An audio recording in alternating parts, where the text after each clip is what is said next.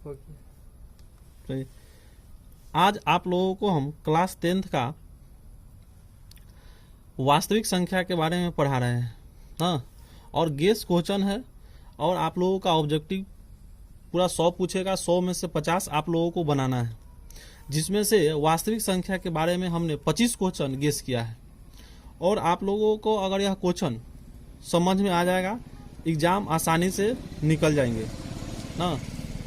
अब पहली क्वेश्चन आप लोगों को देखिए ध्यान से। जैसे 5√2 क्या है? परमेय है, अपर्मेय है, काल्पनिक संख्या है, एनओटी यानी नॉन ऑफ देज यानी इनमें से कोई नहीं। तो जो रूट से बाहर है ना, जो रूट से बाहर है उसको परमेय संख्या, जो रूट के अंदर रहता है उसको अपरमेय संख्या, इसलिए आपका ये हो जाएगा अपरमेय संख्या। नेक्स्ट सेकेंड क्वेश्चन, पाई क्या है? अपरमेय संख्या है, परमेय संख्या है, दोनों है या इनमें से कोई नहीं? तो पाई याद रखिएगा, पाई आपका हो जाएगा अपरमेय संख्या, लेकिन 22/7 क्या हो जाएगा? परमेय संख्या।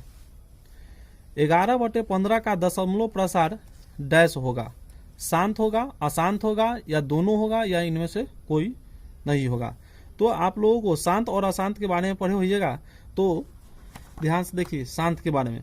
तो शांत वही संख्या होता है जो परमेय संख्या p/q, तो q का गुणनखंड 2/5 में हो। तो मेरा अभी यहाँ गुणनखंड जो है q 11/15, तो 15 का गुणनखंड 3 और 5 हुआ, इसीलिए यह अशांत होगी। दो क्रमिक सम संख्याओं का HCF क्या होगा? तो दो क्रमिक सम संख्या के HCF यानी 2 4, जैसे 6 हो गया 8 तक क्रमिक बोलेगा तो लगातार, तो इसका HCF निकालिएगा 2 4 का, तो आपका आएगा 2।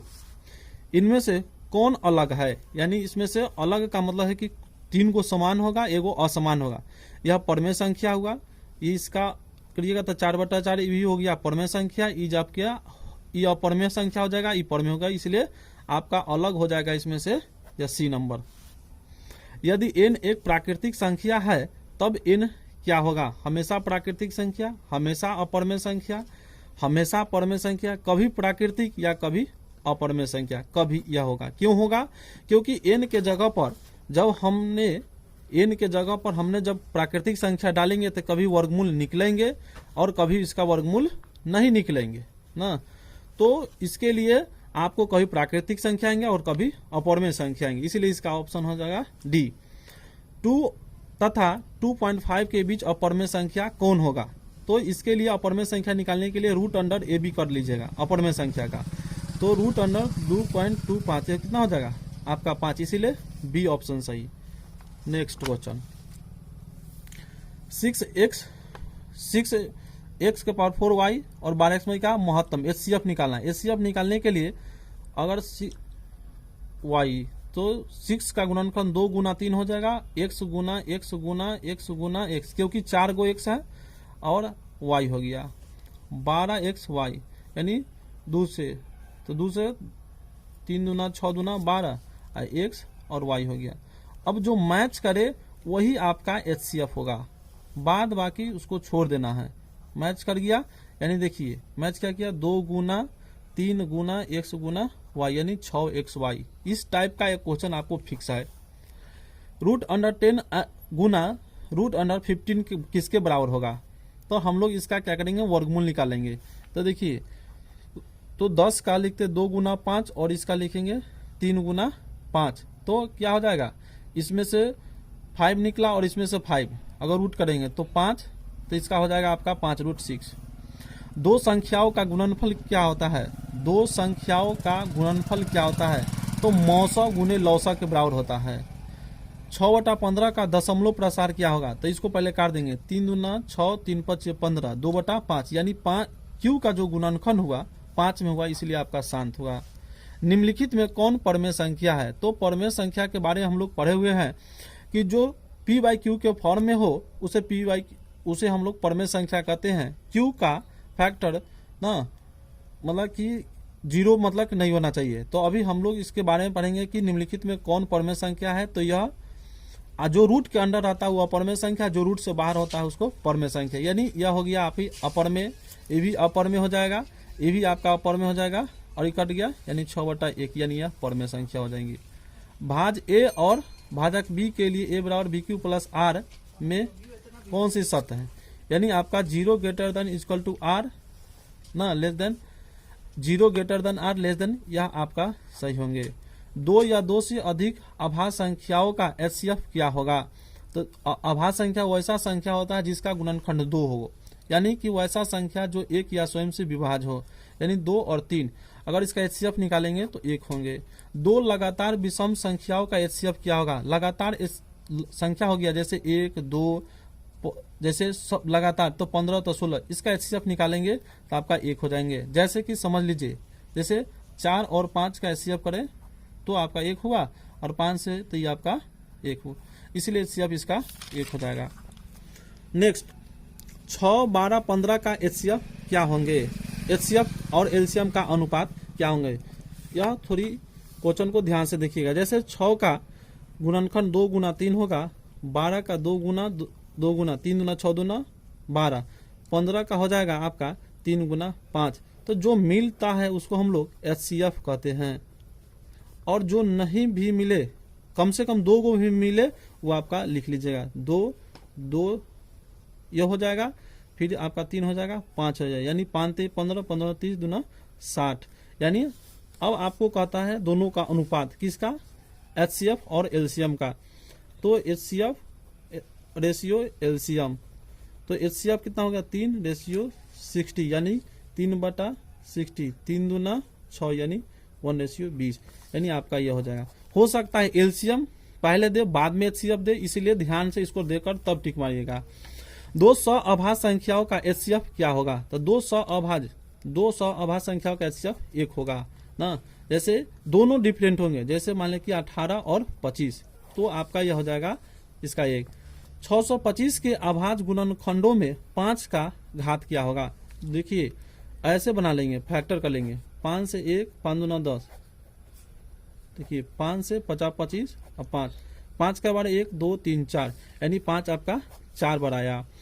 38 25 का अभाज्य गुणनखंड के रूप में लिखे, तो 38 25 यानी 38 25 के बारे में देखिए, 5 से लगाइए, 3 से लगने वाला हो तो 3 से पहले लगा सकते हैं, तो 5 7 35, 5 7 35 हो गया, और आपका क्या हो जाएगा? 2 5 चौ का 20 50 25, फिर आपका ये 5 से लगेगा तो 1 भाग देकर इसको चेक कर लिया जाए, तो 5 2 4 1 5 चौ का 20 4, और कितना हो जाएगा? 5 9 45 149। इस तरह से हम लोग देखेंगे कि इसमें ऑप्शन मेरा कहाँ पे आ रहे हैं। अब ये कौन कटेगा? तो आपका ये हो जाएगा ऑप्शन अभाज्य गुणनफल के रूप में आपको करना है। तो देख लीजिए इसका ऑप्शन हो रहा है आपको 17 से कटेंगे, 17 एकम 17 नहीं कटेंगे, 25, यह आपको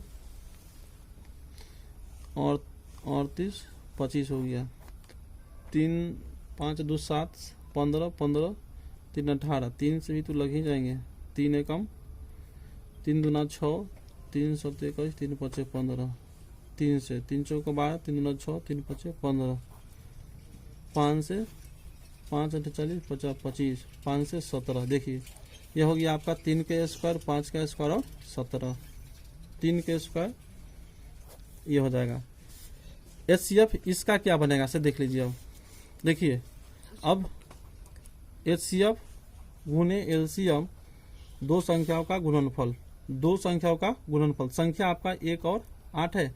एचसीएफ आपका 4 हो जाएगा, एलसीएम आपका 24, यानी 1 गुना 8, 8 तरीके 24, यानी 1 का वैल्यू कितना हो जाएगा? 12। निम्नलिखित में कौन अभाज्य संख्या है? तो अभाज्य संख्या वैसी संख्या को कहते हैं जिसका गुणनखंड 2 हो या 1 या स्वयं से विभाज्य हो, यानी आपका हो जाएगा 29। अब देखिए 0.14, अगर ऐसा रेकरिंग लगा हो और परमेय संख्या को बारे में, तो ऐसा हम लोग इसको बनाएंगे।